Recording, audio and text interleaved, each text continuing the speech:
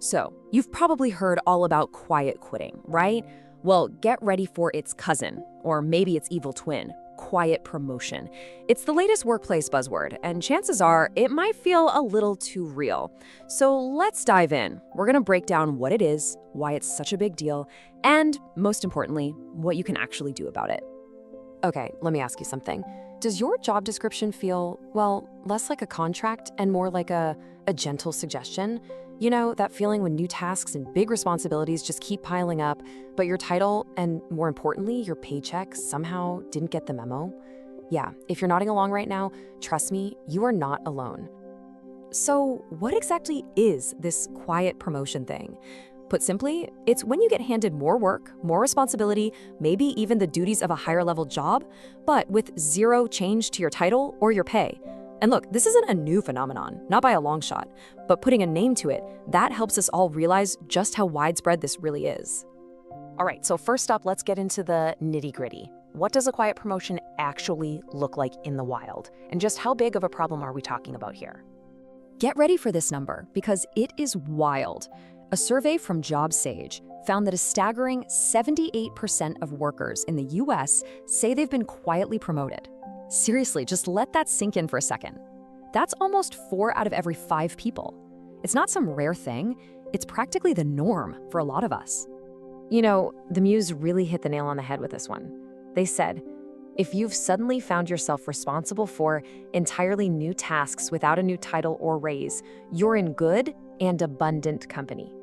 I mean, how perfect is that? It's that validation, that feeling of, okay, I'm not crazy. This is a real thing happening to a lot of people. So what are the big red flags here? Well, the most common one for a huge 73% of people is just being asked to do stuff that is way outside your official job description. Ringing any bells? How about this one? A coworker leaves and boom, all their work lands on your desk. That's the reality for 67%. And for more than half of people, it boils down to this really simple gut feeling of being manipulated or just taken advantage of. I bet at least one of those sounds familiar. Okay, but here's where it gets a little tricky, right? Because taking on more work isn't always a bad thing. In fact, it's often how you climb the ladder. You prove you can handle the next level of responsibility. And the data backs this up. 68% of us willingly take on extra tasks because we're hoping for that real, actual promotion. The problem, the real danger, is when that next step just never comes.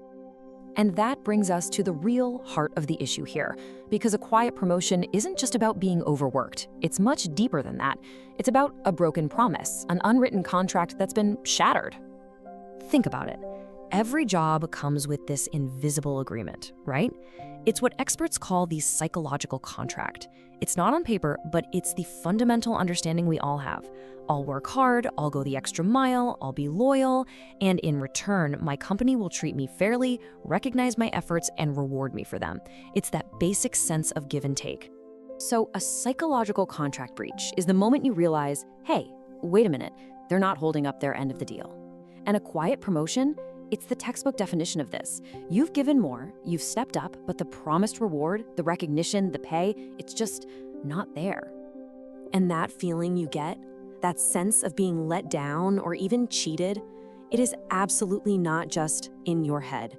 This is a well-studied concept, and it comes with very real, very predictable, and very negative consequences.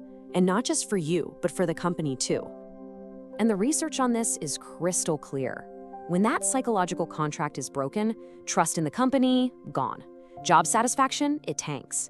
People become way more likely to look for another job, and even their day-to-day performance starts to slip. Why would you go the extra mile for someone who isn't holding up their end of the bargain? That motivation just vanishes. Listen to how Tom McMullen from the big consulting firm Korn Ferry describes it. He says a quiet promotion can undermine the psychological contract. It definitely weakens employee morale if employers don't follow through. It's like a giant flashing sign that says that fair, two-way relationship you thought you had, it might just be a one-way street. Okay, so we've defined the problem, we see how widespread it is, and we know why it feels so bad.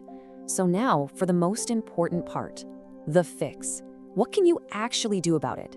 Let's talk about how to turn this quiet frustration into loud and clear action. All right, the Muse lays out a fantastic 6-step game plan. It all starts with taking a good hard look at your situation and then documenting everything, all that extra work. From there, it's about building your case, timing it right, and making the ask. But here's the kicker, and it's a big one. The final step is being ready to take all that amazing new experience somewhere else if they're not willing to recognize it. Now, this really is a two-way street. For you, the employee, the biggest takeaway is this: you gotta stop being quiet. You need to gather the evidence, the data, the impact of your extra work, and build a solid business case for yourself. And for the employers out there, the magic word is transparency. If a raise just isn't in the cards right now, be upfront about it. Explain why, and frame the new responsibilities as an opportunity, as a choice, not just an order. And for those employers, it's important to remember that money isn't the only way to show appreciation.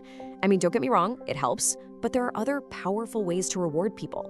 Think one-time bonuses, sending someone on a valuable training course, or making sure they get face time with senior leaders. These are all real, tangible rewards that go a long way in honoring that unwritten contract. So when you boil it all down, it's really this simple. More work has to equal more reward, period. Now, whether that reward looks like a new title, a bigger paycheck, or some killer new opportunities, that's a conversation.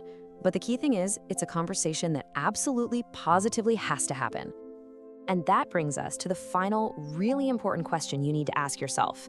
When you look at your own job right now, is all that extra work you're doing a genuine stepping stone that's leading you somewhere better? Or has it become a trap? Because how you answer that question, well, that tells you exactly what you need to do next.